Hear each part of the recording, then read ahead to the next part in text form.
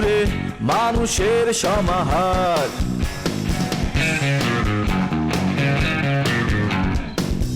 ভেতর আর বাহিরে চলছে উৎসব অপেক্ষার। এই শহরের হাজারো বাড়ির মতো নিয়ে হাসি কান্নার গল্প যত। এই শহরের হাজারো বাড়ির মতো নিয়ে হাসি কান্নার গল্প যত। প্রতিবার এখানে বেজে যায় calling bell, calling bell, calling bell, calling bell, calling bell.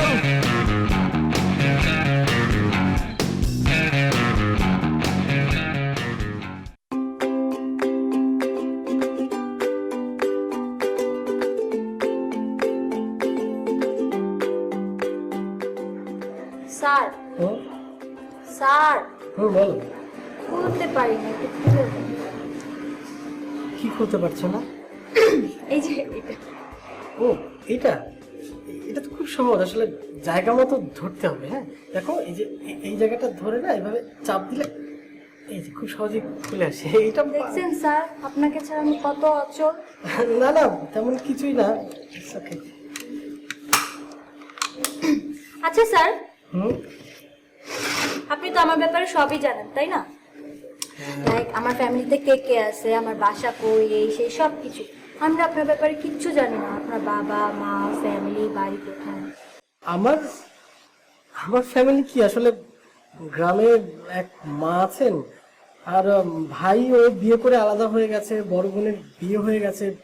এই তো মা, আমি মা অন্তপ্রাণ, এই আর কি। আপনার বাড়ি কি গ্রামে? হ্যাঁ। আচ্ছা স্যার, আপনার গ্রামটা কি এমন, ও যে রূপকথায় যে লেখা থাকে, হাতে আঁকা একটা ছবি, ছোট্ট একটা সুন্দর বাড়ি, একটা পুকুর থাকবে, গাছপালা থাকবে?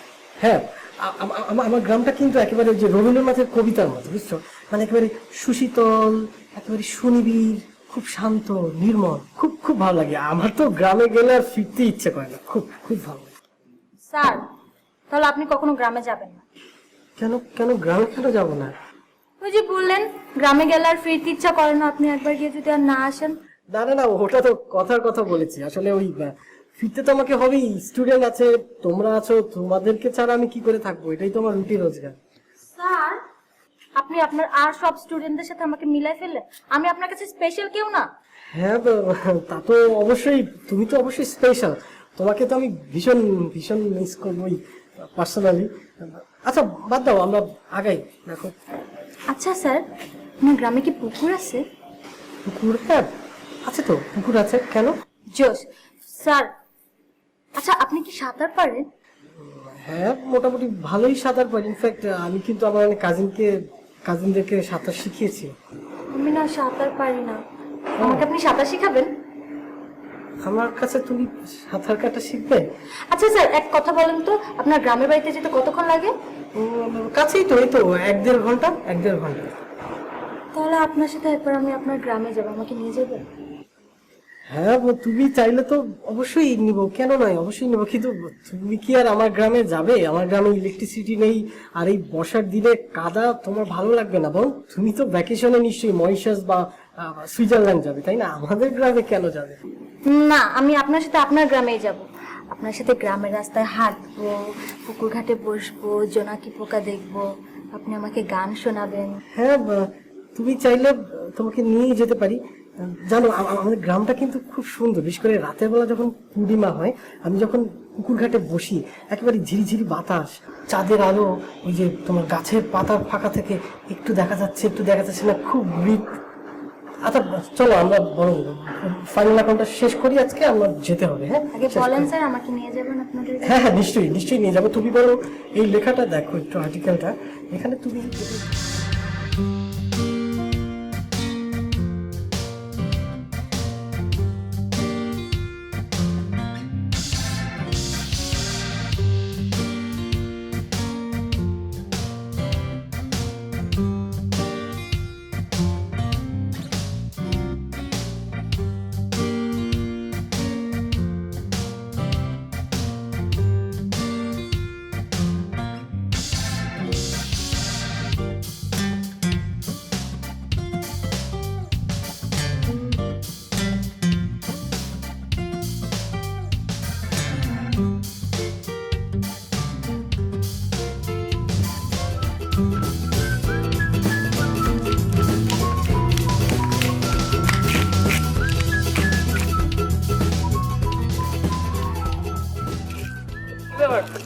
এখানে কি করো?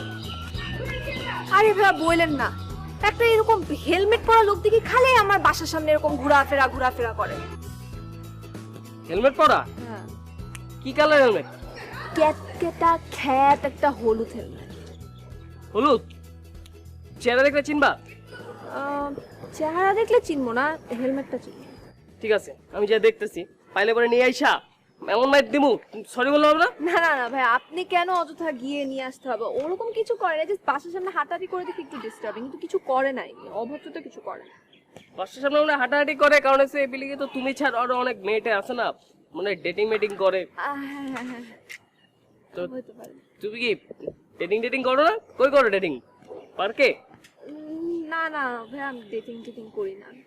তোমার বয়ফ্রেন্ড নাই? আমার বয়ফ্রেন্ড নাই। তোমার বয়ফ্রেন্ড নাই? আপনি ওইদিকে ফিরে আছেন কেন? না মানে প্রতিবাদ স্বরূপ ঘুরলাম আর কি। না আসলে ভাই, আব্বু বলে যে এসব ডেটিং ভালো না, আর এমনি তো আমার এসব ভালো লাগে না। না মানে এখন তো এরকম পাওয়াই যায় না, এরকম ভদ্র ফ্যামিলির মেয়েরা যে যাদের বয়ফ্রেন্ড নাই, ক্লাস 7-8 পড়ে মেয়েরা, ওদেরই বয়ফ্রেন্ড আছে। না ভাই, আসলে এই ডেটিং জিনিসটা আমার খুব অপছন্দ, কারণ আজকালকার ছেলেরা তো ভালো না, মেন আর ডগস, বুঝেন না? এটা কি বললা তুমি? Men are dogs? আমার সামনে একটা ছেলের সামনে তুমি এই কথা বলতেছো? By the way, I am not dog.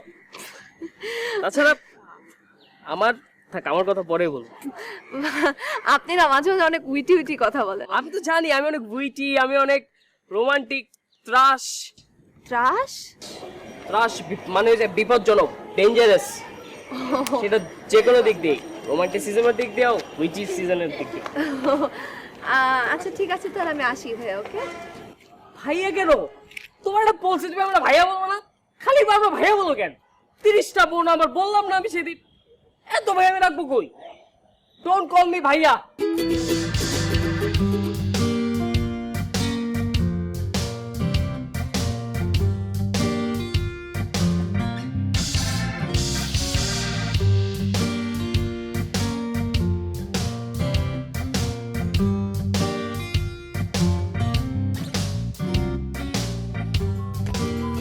সারাক্ষণ এই ফোনের মধ্যে পড়ে আছো না? গেম খেলা, ফেসবুকিং, এই তো কাজ, আর তো কোনো কাজ নেই তোমার? আমার তো এসব ছাড়া আর কোনো কাজ নেই। বাসায় যে কত কাজ থাকে তুমি জানো? এই যে শিউলি সারাক্ষণ রান্নাঘরে কাজ করে, আমি অন্যান্য সব কাজগুলি করি, তোমার কি একটু ইচ্ছে হয় না কাজ করতে? আমাদের হেল্প করতে ইচ্ছে হয় না তোমার? কাজ করার জন্য তো বুয়া আছে। তুমি কি জানো যে বুয়া ছুটিতে আছে কয়েকদিন ধরে? হ্যাঁ, কিন্তু আপু তো আমাকে কোনো কাজ করতে দেয় না। আপু করতে দেয় না, তুমি এবার থেকে আমাকে হেল্প করবে, ঘর ঝাড়ু দিবে, ঘর মুছবে, কিচেনে হেল্প করবে, ঠিক আছে? ঘর ঝাড়ু? আমি? এটা কোনো কঠিন কাজ না, এবার থেকে তুমি ঘর ঝাড়ু দিবে। বয়স তো হয়ে গেছে, তুমি তো ছোট বাচ্চা না, তাই না? কদিন পরে শিউলির বিয়ে হয়ে যাবে, শিউলি বাসা থেকে বের হয়ে যাবে, তখন আমি আর তুমি থাকবো। হ্যাঁ, তুমি আমাকে হেল্প করবে, ঠিক আছে? আচ্ছা, যে আমাকে বলো তো, প্রতি মাসে এক একটা করে নতুন সেট, মোবাইল সেট কিভাবে পাও? কে দেয় তোমাকে? বাবা দেয়। বাবা দেয়? তোমার খারাপ লাগে না বাবার কাছ থেকে দামি দামি এত ফোন কিনতে? তুমি তো আপন মেয়ে না, তুমি জানো তো সেটা, তুমি একটা আশ্রিতা এই বাসার, জানো না? আশ্রিতা একজন হয়ে তুমি সব সময় সবার কাছ থেকে যা আবদার করছো তাই পাচ্ছ, সবাই মুখ ফুটে কিছু বলতে পারছে না, না বলতে পারছে না, তো তোমাকে দিয়েই যাচ্ছে। তোমার খারাপ লাগে না? আমাকে তো বাবা বলছে যে আমি এবারে ভাইয়া তোমাকে মুখের উপর বলবে যে তুমি আশ্রিতা, তুমি আসলে এবারের মেয়ে না? তুমি সেটা শোনার জন্য ওয়েট করছো?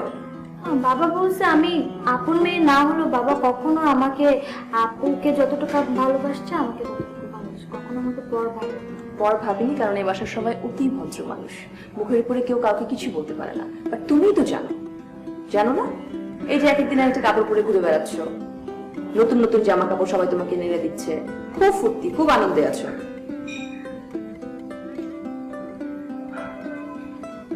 যা কাপ চা বানিয়ে এসো তো আমার জন্য, চা খাবো। যাও।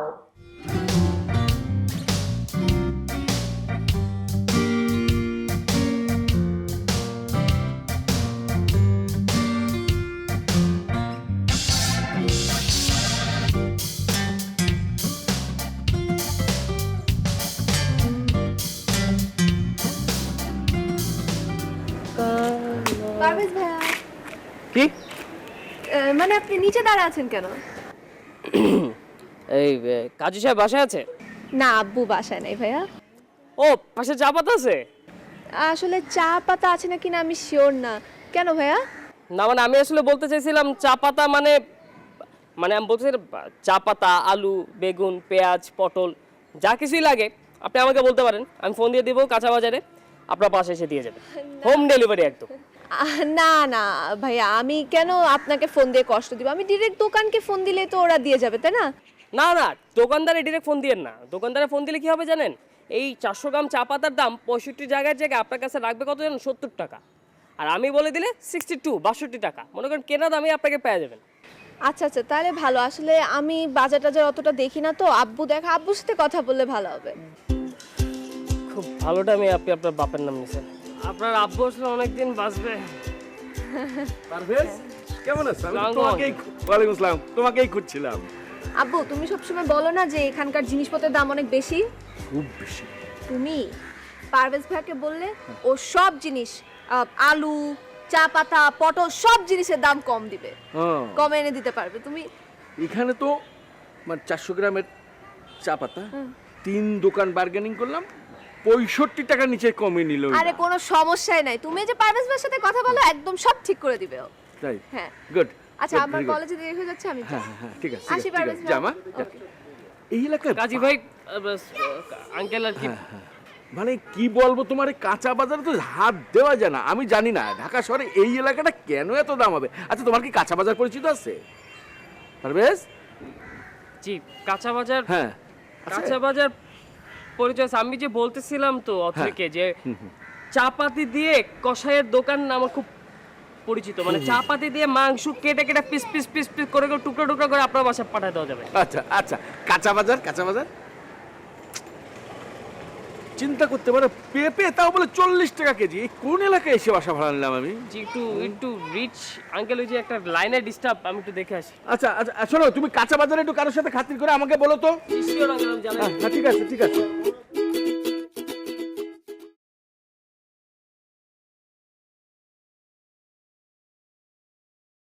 ওই কি রে, আর তুই তো দূরে দূরে কে, কাছে আ। কয়দিন এত পর করে বলবি? হ্যাঁ কদিন তুই আসলি না, আমার খালি ফাঁকা ফাঁকা লাগছে। সেলিম নাই, আমি আছি কিন্তু আমি নাই, আমার লাশ। সেলিম কই? এখন তুই আইসস, আমার কলজাটা বড় হয়ে গেছে। এখন আমার কাছে মনে হচ্ছে আমার সব কিছু আছে, আমার সেলিম আছে, আমার সব আছে, ক্ষমতা আছে, পাওয়ার আছে, কোনো টেনশন নাই। ভাই আপনি এমনি কইলে ভাই আমার লজ্জা লাগে ভাই। আপনি অনেক নামী মানুষ ভাই, আমি আপনার পায়ের যোগ্য ভাই। আপনি আমারে খালি খালি মাথার মুকুট বানাইতেছেন ভাই। দূর পাগল, তুই আমার পায়ে থাকবি কি, মাথা থাকবি কি? তুই তো আমার ইঞ্জিনে, আমার হার্টে, আমার হৃদয়ে। শোন, মাত্র নির্বাচন শেষ হয়েছে, আমি এখন এলাকার নেতা। এলাকার নেতা হইলে কি হইব? আশেপাশের পরিস্থিতি এখনো গরম, ঠান্ডা হয় না। সব কিছু নিরিখ মাথায় খেয়াল করতে হবে। কোথায় কি ঘটে দূর থেকে দেখবি, সময় মতো আমি সব কিছু করব। ঠিক আছে ভাই, কিন্তু ভাই নির্বাচনের আগে যারা ফাল পারছে, উড়াল দিবার চাইছে, আপনার বিরুদ্ধে লাগছে, ওগুলো কিছু পাবেন নাই ভাই? ভাবছি বহুত ফালাইছে, উড়াল দিছে, আমাকে দেখছি আর হাসছি। এখন তুই আইসস, কেমনে উড়াল দেয়, কেমনে লাফায়, সব সাইজ করে। শোন, রাস্তা দিয়ে হাঁটলে দেখবি কোনো জায়গায় উঁচা নিচা, কোনো জায়গায় ভাঙ্গা, কোনো জায়গায় দুবরা, কোনো জায়গায় ঘাস। আমার কাম কি? আমার কাম হচ্ছে যে রাস্তা দিয়ে আমি হাঁটবো সব রাস্তা থাকবে পরিষ্কার, সব ভাঙ্গা চূড়া সব ঠিকঠাক করে ফেলতে হইব, আগাছা সব পরিষ্কার করে ফেলতে হইব, নতুন রাস্তায় হাঁটতে হইব। ভাই আপনার হিট লিস্ট এরকম কয়টা আছে ভাই? কিচ্ছু চাই না, আমি শুধু চাই পিয়াস আর দামদা পারভেজ। দুইটা, দুই কর্ম, দুই অ্যাঙ্গেল।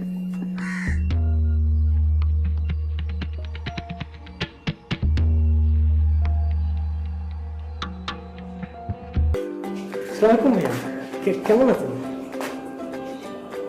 আপনি একা বসে আছেন, আপনার স্টুডেন্ট কোথায়? না ওই লিপি লিপি ছিল, ও আসলে একটা না অনেকক্ষণ পড়তে পড়তে টায়ার্ড হয়ে গেছে, বললো স্যার একটু ফ্রেশ হয়ে আসি। ভালোই তো।